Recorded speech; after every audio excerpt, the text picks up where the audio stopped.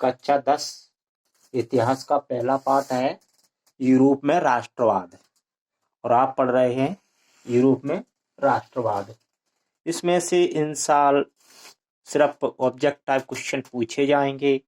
इनमें से object type question है अपना पहला है, सन 1889 को फ्रांस में फ्रांसीसी क्रांति की अभिव्यक्ति हुई थी। पहली अभिव्यक्ति 1789 में फ्रांस में हुई थी, और जर्मनी का एकीकरण करने का श्रेय ओटो वॉन बिस्मार्क को जाता है।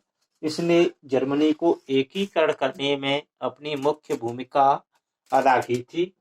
और फ्रेडरिक चेरियू एक फ्रांस के कलाकार थे। इन्होंने 4 चित्रों की एक श्रृंखला तैयार की थी। 4 चित्रों की एक श्रृंखला तैयार की थी। फ्रेडरिक चेरियू एक कलाकार थे जिन्होंने 4 चित्रों की श्रृंखला बनाई थी। जब फ्रांस छींकता है, यह किसने कहा था? जब फ्रांस छींकता है तो बाकी यूरोप को सर्दी जुकाम हो जाता है। ये शब्द मेटरनिक के थे।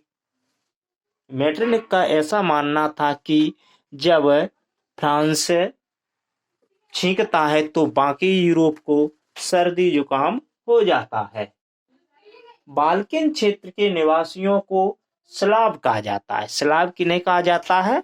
जो बाल्कन क्षेत्र के निवासी थे उनको स्लाव कहा गया। 1871 में जर्मनी का एक स्वतंत्र राष्ट्र घोषित किया गया था। जर्मनी कब स्वतंत्र राष्ट्र घोषित हुआ? 1871 में घोषित किया गया। देख सकते हैं।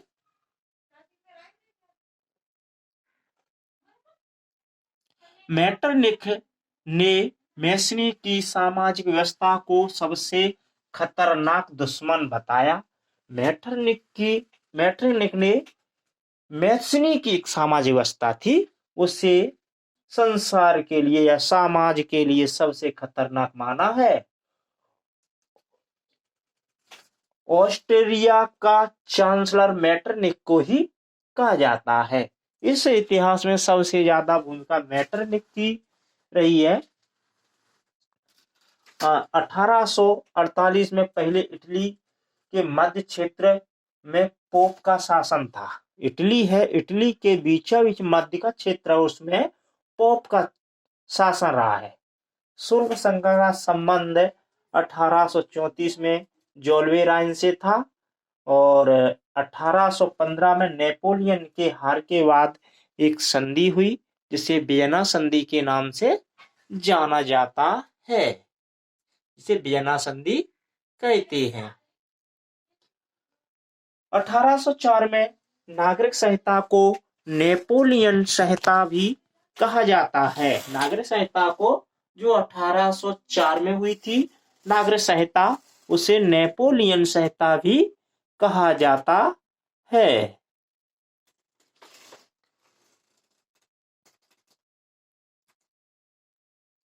नेपोलियन संहिता के नाम से भी जाना जाता है। 1813 में फ्रांस से लौटते समय जब नेपोलियन की हार हो जाती है तो नेपोलियन ने जिन जिन क्षेत्रों को जीता था उन क्षेत्रों को अपने पीठ पर एक बैग में भरकर, उनके कार्ड थे, उन कार्डों को लेकर भागा था।